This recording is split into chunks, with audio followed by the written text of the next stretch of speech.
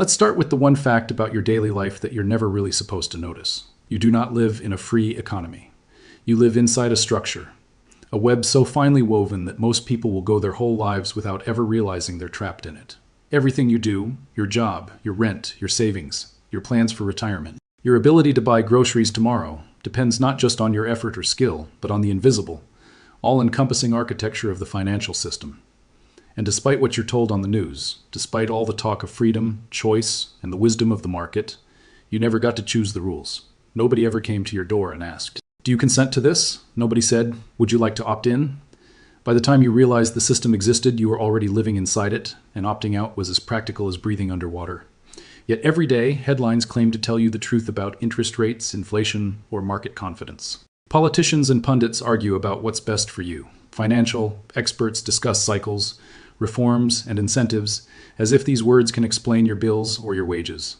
But the uncomfortable truth, the one that nobody with real power will say out loud, is this. The most powerful systems in history don't announce themselves. They don't need to. Their genius is in becoming the background, the air, the water, the walls of your world. That is the lie we live in, and today we're going to pull it apart. Welcome to the Ex-Central Banker. This channel isn't here to give you investment tips, hot stock picks, or motivational speeches about hustling harder. This is the one place where you'll hear the truth about how the financial system really works, from someone who spent a career operating the levers you were never supposed to see. I won't give you my name. I can't show you my face. If you know anything about central banks, you know why. NDA's secrets. And the quiet understanding that real power is always exercised off camera. I left the system when the hypocrisy got too heavy. The gap between what we told the world and what actually happened behind closed doors. If you've ever wondered why the people at the top never seem to worry, or why every solution somehow ends up reinforcing the same old power, you're already starting to understand. I have to use an AI persona to speak. It's not just about protection, it's about survival. But I hope for your sake that you watch and learn. Because if you really want to understand the world you live in, you have to see the architecture, not just the wallpaper. Here's how this journey unfolds. First, we'll look at how financial systems throughout history have always been designed to be inescapable.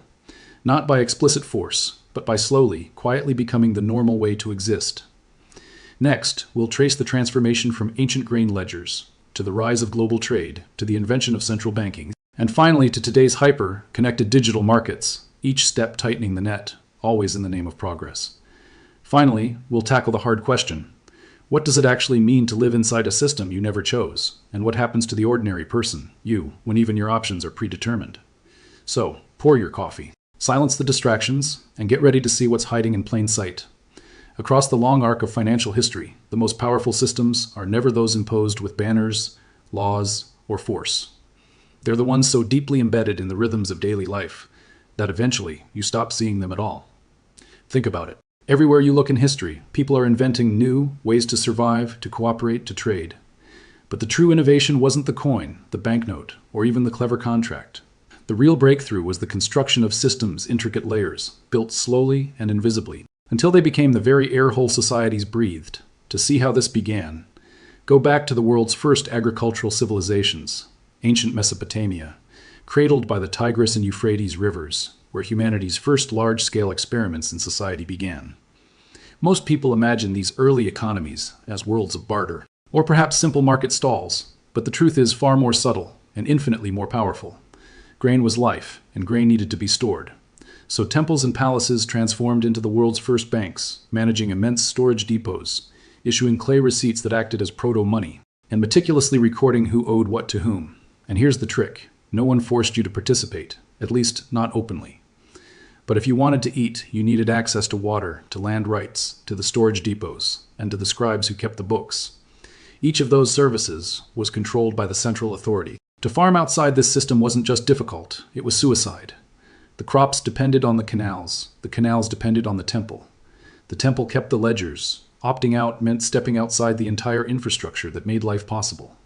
It's not that people couldn't refuse, it's just that doing so meant walking into the wilderness. Literally and economically. Thousands of years ago, the logic was already clear. The most powerful system is not the one you see, it's the one you cannot leave. Centuries passed, civilizations rose and fell, and yet the pattern only deepened. In medieval and early modern Europe, monarchs realized that ultimate control wasn't just about land or armies, but about monopolizing the levers of trade and money itself.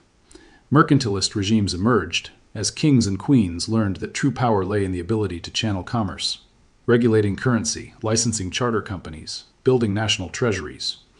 Out of this emerged monsters of state and market fused together. The Dutch East India Company, the British East India Company.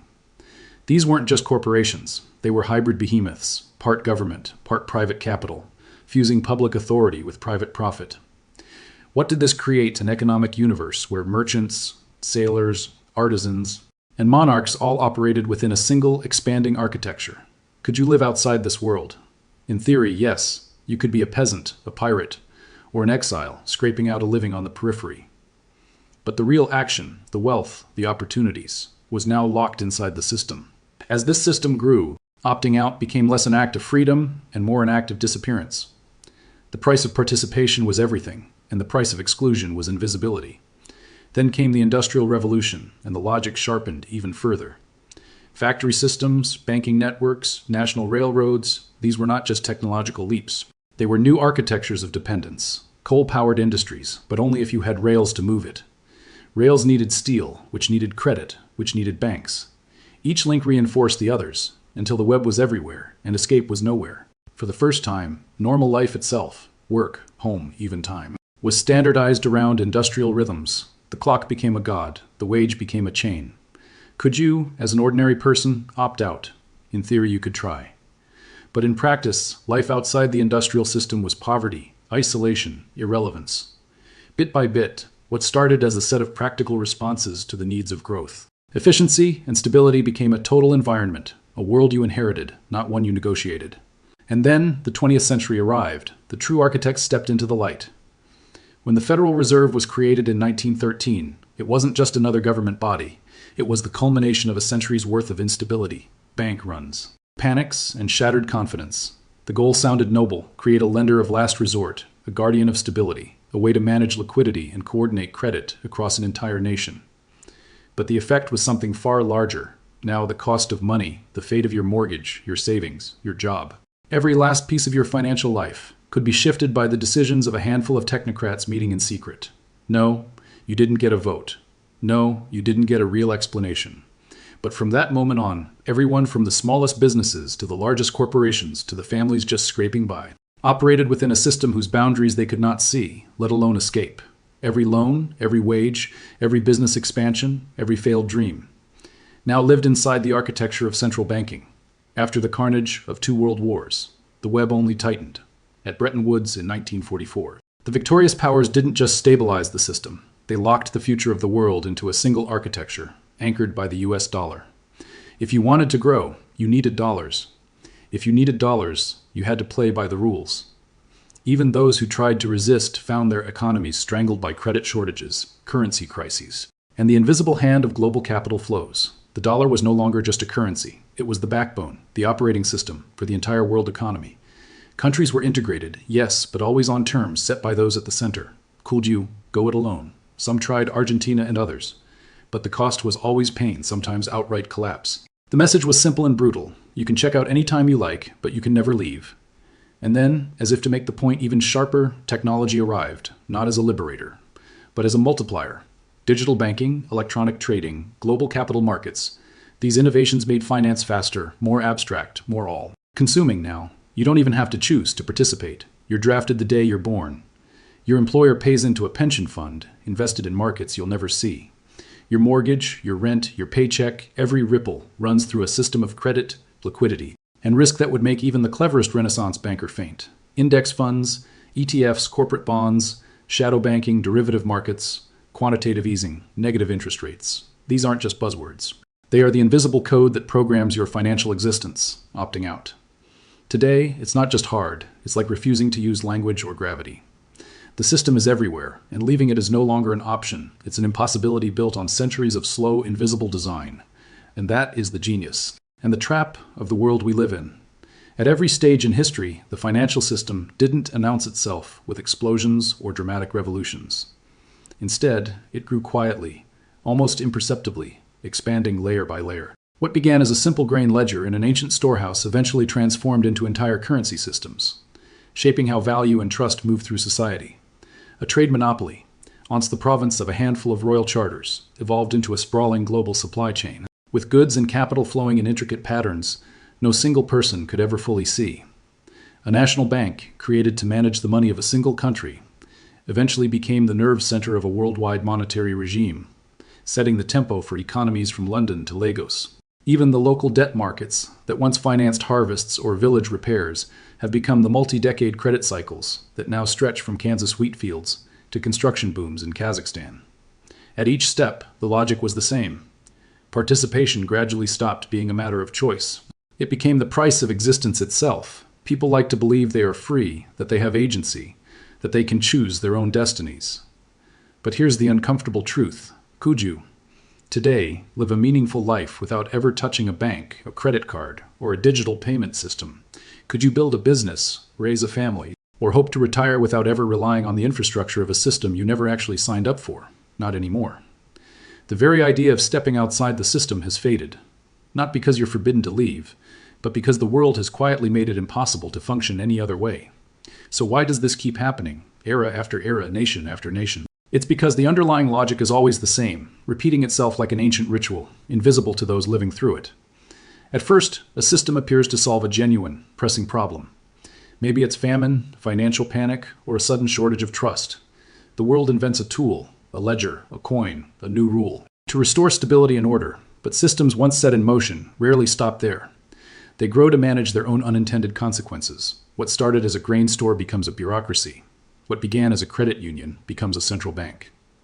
New rules are layered on to manage the side effects of the old rules. And slowly, quietly, the scaffolding becomes a permanent part of the landscape. Before long, these frameworks become indispensable, not just helpful, but woven so tightly into daily life that everything depends on them. Interdependence becomes the glue. Your crop yield, your mortgage, your city's power grid, your savings for old age, all are lashed together in a structure where to remove one piece risks bringing down the whole. Over time, these systems don't just coordinate trade or allocate resources. They do something deeper, almost metaphysical. They become the lens through which entire populations understand their world.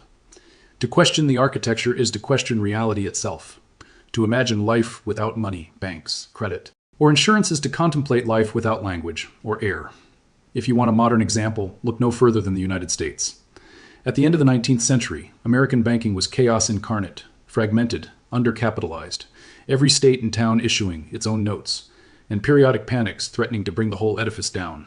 The Panic of 1907 nearly did just that. Faced with the brink of collapse, people demanded stability, and the nation responded not with some dark conspiracy, but with the creation of the Federal Reserve, a practical institutional fix for a dangerously unstable world. The results were transformative, over decades. This single institution became the pivot for all American economic activity. Every mortgage, every business loan, every dollar in savings was now connected, sometimes subtly, sometimes directly, to the decisions of the Fed. When the world shifted after World War I, the gold standard was revived to restore discipline and international confidence. But those rigid rules soon exposed new vulnerabilities. The Great Depression made clear that what looked like stability was, in fact, fragility beneath a golden surface. The response: more reform, more insurance, more oversight. Banking reforms, the creation of the FDIC, layers of financial regulation, all designed to protect the public, but with each new safeguard came deeper entanglement, until the system itself was not just a part of life, but the environment in which life happened. After 1945, Bretton Woods made the US dollar the sun at the center of the world's financial solar system. Europe and Japan depended on steady inflows of dollars. Emerging economies depended on good credit ratings and access to international capital, all denominated in dollars. When Nixon severed the dollar from gold in 1971, currencies were left to float and volatility erupted. New instruments were invented, derivatives, hedging contracts, and vast new markets in financial risk. The financial world became a place of constant innovation, where every shock created demand for yet another patch or workaround. By the 1980s and 90s, deregulation and globalization sent rivers of credit surging through the world economy. Corporations, banks, and households everywhere became participants, willing or otherwise, in a system whose health and rules were dictated in faraway boardrooms and trading floors, often beyond the reach or understanding of ordinary people. And with every fresh crisis, Asia in '97, Russia in '98, the dot-com bubble, the global meltdown of 2008, the same lesson repeated itself.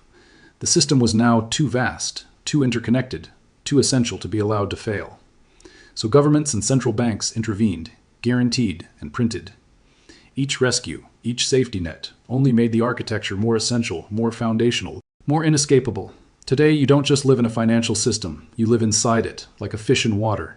Your wages are set by global flows of labor and capital. Your savings are at the mercy of the next interest rate decision in a city you may never visit. Your pension, the money you hope to retire on, is quietly tied to the fortunes of markets in Shanghai, Frankfurt, and New York. And when something breaks, a bank in California, a pension fund in London, a shipping route in the Suez, you'll feel the aftershock before you even hear the news. Can you escape? Number, you're not supposed to. The system has ceased to be a tool and become an environment, the invisible ether in which your entire economic life floats, everywhere and nowhere at once, taken for granted, unquestioned, inescapable. So let's get personal for a moment. You're constantly told that your prosperity is a direct result of your own effort and discipline. That hard work alone will determine your fate, and it's true, hard work matters. But the reality is the very framework that defines your success. The ceiling you can't break, the floor that catches you, the walls that keep you in place, was constructed long before you ever arrived on the scene. When interest rates rise and your mortgage payment suddenly jumps, ask yourself, did you really choose to participate in that risk, or were you simply swept along by forces you couldn't see and never consented to? When a pension fund halfway across the world makes a disastrous bet, and your carefully built retirement nest egg quietly shrinks, did you ever truly agree to share in their fate? And when inflation eats away at the value of your salary month after month, did you ever really sign up for a system that allows your purchasing power to quietly disappear? The uncomfortable truth is that the system works precisely because it hides its hand. It presents itself as neutral, inevitable, almost natural, a force of nature, as if no one could possibly be responsible for the way things are. But in reality, this entire architecture is an artifact of history, shaped and expanded by human beings who often had no idea where their decisions would ultimately lead. The next time you hear someone on television promise that the market will provide or that central banks keep us safe, remember this: you are not just a consumer. You are not simply a participant. You are, in fact, a captive living inside an architecture designed to be invisible, inescapable, and most of all, permanent. In the coming chapters of this series, we're going to dig even deeper. We'll ask, how do central banks really work? Why do crises keep happening? No matter how many new rules are written, what happens to countries and to ordinary people when they try to break free? And perhaps most important of all, can a system this entrenched ever truly change? If you want real answers, you'll need to let go of the comforting idea that financial power is simply something out there, exercised by a handful of people in expensive suits. It's not. It's the very environment you inhabit. And the first step to understanding real power is learning to see the walls that surround you. If any part of this has left you feeling unsettled, that's actually a good sign. It means you're finally starting to glimpse the edges of the system you live within. So subscribe, share, and stay tuned. Because only by understanding the structure can you even begin to imagine a different future. This is the ex-central banker, and trust me, we're only just getting started.